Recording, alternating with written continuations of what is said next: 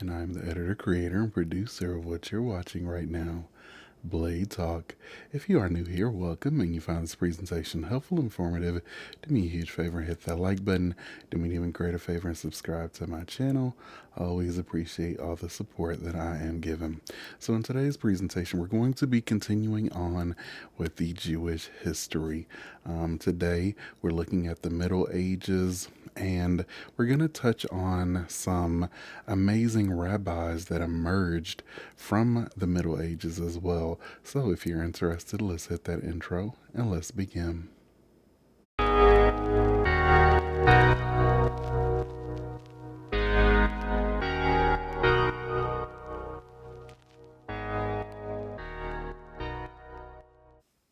Okay, we're going to jump right in, continuing on in the Middle Ages.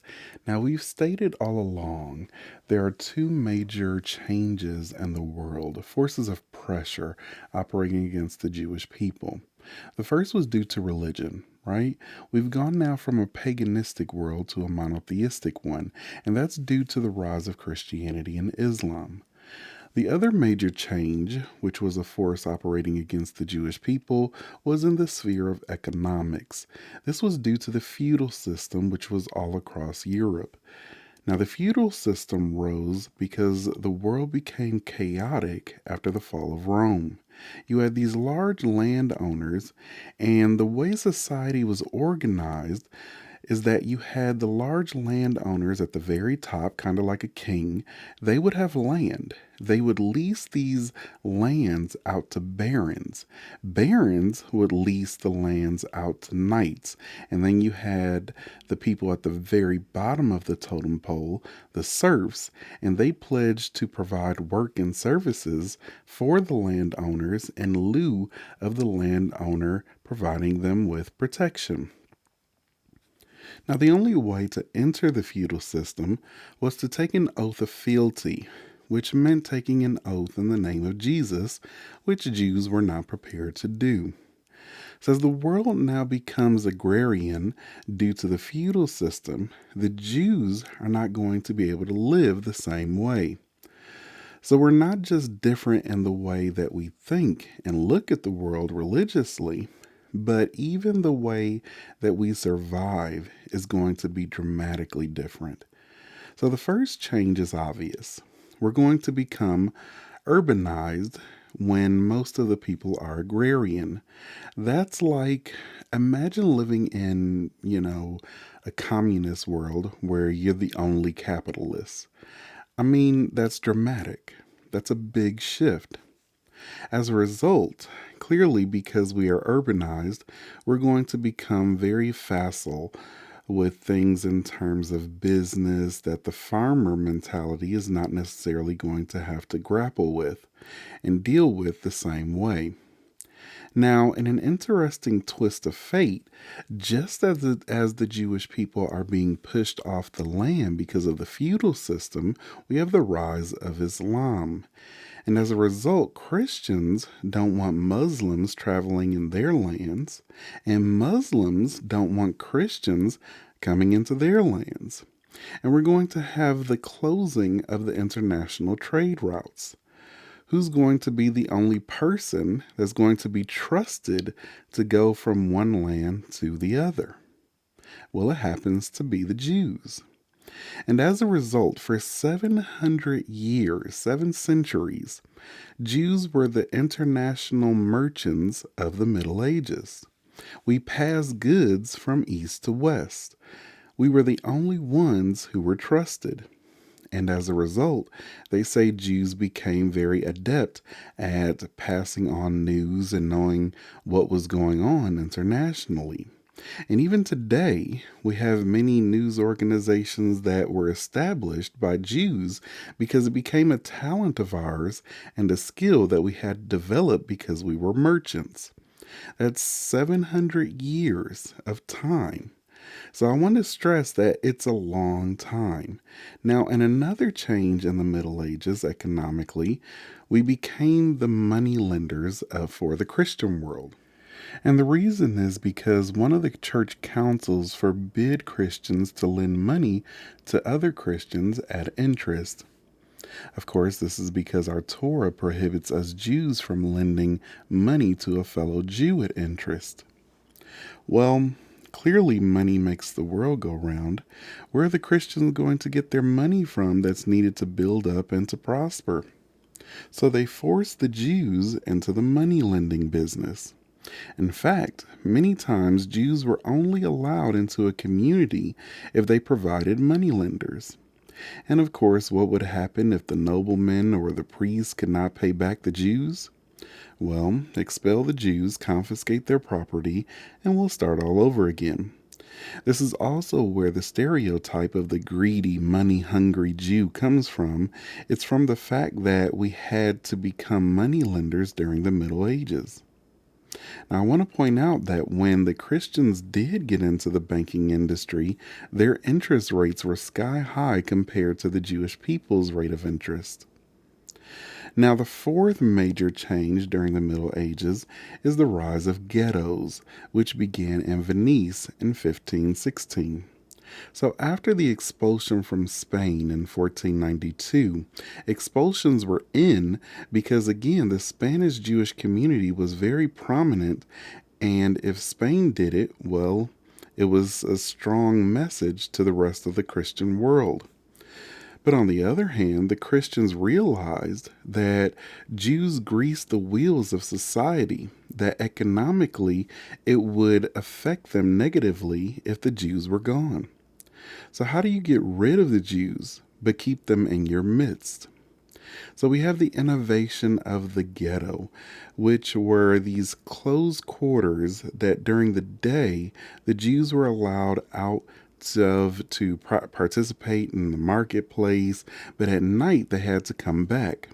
They were guarded by sentries, often clearly squalid quarters, and very oppressive inside. And that's how the Jews were forced to live. Now, ghettos were only in Italy and Germany. Those are the two countries that actually had them. But the ghetto mentality really sums up the way the Jewish people had to make it through the Middle Ages. Because even though we lived in societies, not necessarily under lock and key, we had our Jewish quarters. We're living according to our laws, our courts of law, our society, our culture in the middle of very hostile environment. So that's the issue of ghettos.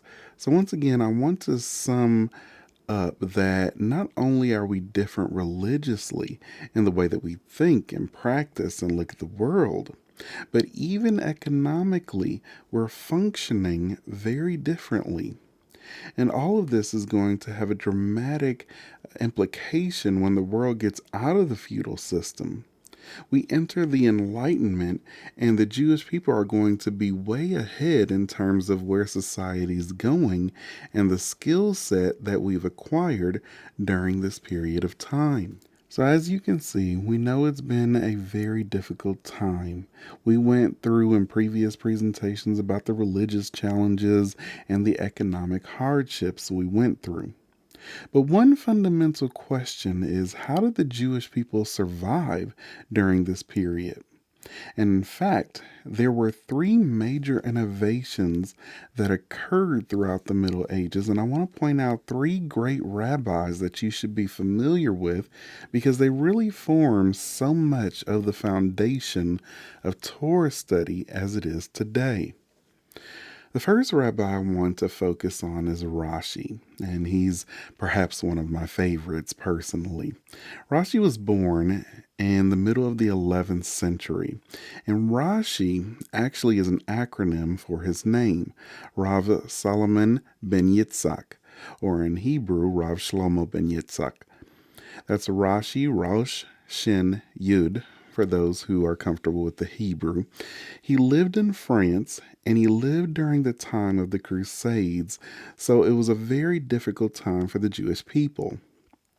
We went through the Crusades in an earlier presentation, but when you come to understand what he accomplished during his life, you'll see it's pretty amazing. It was done during the period of the Crusades.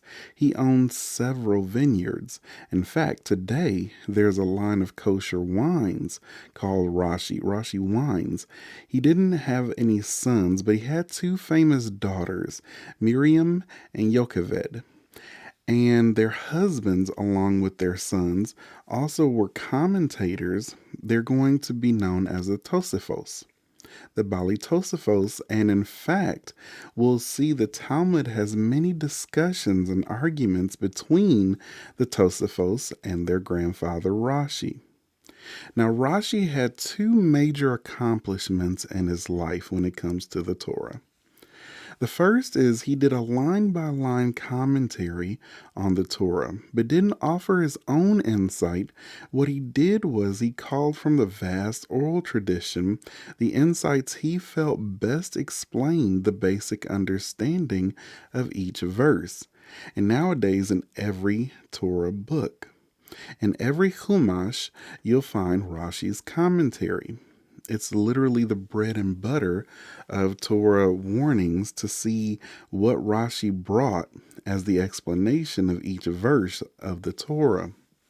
Secondly, he did a line by line commentary on the Talmud. Now, as you recall, the Talmud is the oral tradition written down. It first was in the form of the Mishnah, and then the Mishnah then ended up being part of the Talmud. And the Talmud ended up explaining on the Mishnah, and it was discussions of the rabbis decoding each Mishnah Torah. Understanding the basic of the text was very difficult, so Rashi did a line by line commentary, which is a tremendous feat. You know, if you go through one page a day of the Talmud, it's going to take 7 years to go through a basic reading of the Talmud. And on every single page, you'll find Rashi's commentary.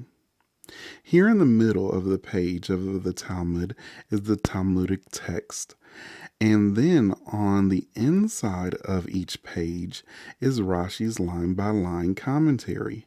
And then on the other side of the page is the commentary of the Tosafos, which I mentioned were the grandsons, primarily the grandsons of Rashi, who either brought clarification of the text or sometimes challenged their grandfather's understanding of the Talmudic discussion. So you have Rashi on one side and the Tosifos on the other. But this was done on every single page of the Talmud. So in essence, when the Jewish people were going through such a difficult time, Rashi made the Torah more comprehensible by his commentary both on the Torah and the line by line instruction on the Talmud. The next great rabbi of the Middle Ages many people are familiar with is Maimonides. Maimonides, also known as the Rambam, which is an acronym as well for Moses, son of Maimon, Moshe ben Maimon. So Rambam is Rav Moshe ben Maimon. He was born in 1135 in Cordoba, Spain, but he had to flee Spain with his family and he ended up in Egypt. He was a great doctor. He was actually a doctor of the Sultan of Egypt. In fact, one of the fascinating things about the Rambam actually describes his typical day as the doctor of the Sultan. And you have this huge entourage and whatnot because the Sultan is a huge popular figure in Egypt. And then coming back to answer questions at night on different ideas concerning the Torah. So it was a very interesting day in the life for the Rambam. He was a great philosopher. Now, the Rambam was known for two major accomplishments. The first was the Mishnah Torah, which is the codification of Jewish law. What Maimonides felt was that the Talmud itself was too difficult for the Jewish people to understand and to be able to arrive at the end decision in terms of what is the actual law that should be followed. Because the Talmud is written, as we've mentioned, in a form of a dialogue, it's a discussion. Rabbis discussing and analyzing various Mishnaic texts. So it has a sort of stream of consciousness feel to it. And when you're discussing one law that may be dealing with the Shabbat laws, you could end up in issues of Jewish law that have ranged from civil and criminal law to marriage laws or laws of other holidays. Basically, it's easy to get lost in the Talmud. So, what the Rambam did was he reorganized all the indecisions of Jewish law and he put them into a 14-volume set known as Mishnah Torah, which means second Torah. And he said, if you study my 14 volumes, you would know the entire oral tradition. You're not going to get all the discussions that led to the end decision, but it is very organized. He essentially trimmed the fat, so to speak, of the Talmud. So you'll have one volume on marriage laws, marriage, divorce, and so on. You'll have a law dealing with the temple, or the laws dealing with all the holidays organized by section and subsection and subtopic. It is extremely organized, and nowadays people don't have a serious study of Talmud without looking at how the Rambam understood the discussion by his commentary written here in the Mishnah Torah. His second major accomplishment is a philosophical work called The Guide to the Perplexed, in which it covers the most fundamental beliefs and ideas of Judaism, the Torah, the nature of the mitzvot, the commandments, the Jewish people's role in the world, and so on. It's the guide to the perplexed. But the Mishnah Torah really is the crowning achievement because now he gave the Jews of the Middle Ages a whole new way of getting access to the old tradition in a way that will be much easier to understand and follow. The next great rabbi is Rav Joseph Caro. He was born in 1488 in Toledo, Spain, which means, if you remember, he experienced the Spanish expulsion. The expulsion was in 1492, so he was 4 years old when he experienced it. He eventually made it to the Holy Land and he lived in the city of Safat, which is one of the 4 holy cities of Israel in the north. Now, he had many major accomplishments. In fact, he wrote a whole commentary on Rambam, which we just learned about previously, about where he explains how the Rambam got all of his indecisions. It's remarkable work. The accomplishment I want to focus on here is the Shulchan Aruch. Now, if you are part of the Orthodox movement, this book is extremely important. It is vital to the Orthodox Hashkafa, which is a huge, huge deal. The Shulchan Aruch literally means prepared table, in which Joseph Caro paraphrased all legal decisions. What he did was he took from all the commentators and he gave the final decision.